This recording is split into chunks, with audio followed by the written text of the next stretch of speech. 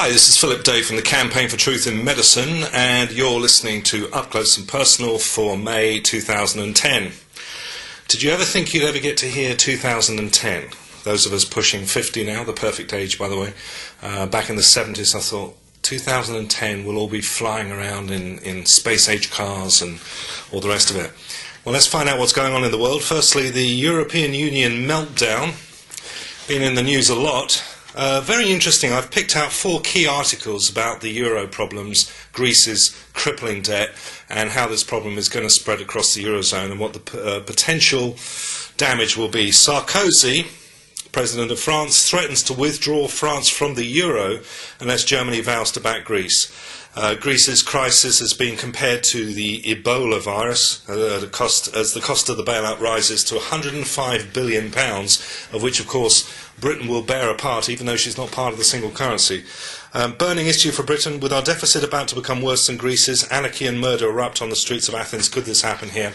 Probably not, because Britain still retains the right to inflate and deflate its own currency, to take up the slack for any kind of problems that we might have. And yes, the debt problem in this country is serious. Do I think the new government's going to do anything about it?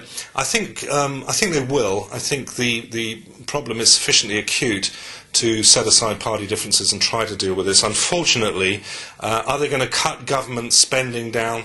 They're going to try, but it's going to come out of places like the NHS, when there are a lot of other areas where we could really make some savings. And by the way, if you want to totally renovate the NHS and to restore it, you must introduce nutrition into the National Health Service, and this is something that we deal with a lot in health wars and so on.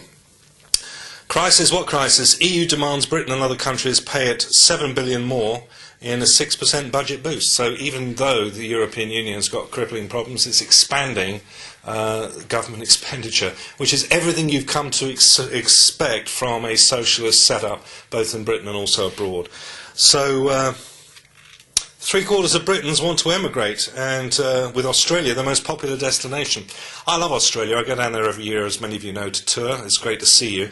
And I'm always struck, and I know you have your problems down there and party differences and so on, but I'm always struck about how much more well organised everything is down there and much more sane. And this is what the Brits crave. So sorry, but you're going to get a bunch of us coming down there. The more things change, the more they stay the same. Listen to what Cicero was saying in 55 BC with problems besetting Rome. Quote, "The budget should be balanced, the treasury should be refilled, public debt should be reduced, the arrogance of officialdom should be tempered and controlled, the assistance to foreign lands should be curtailed lest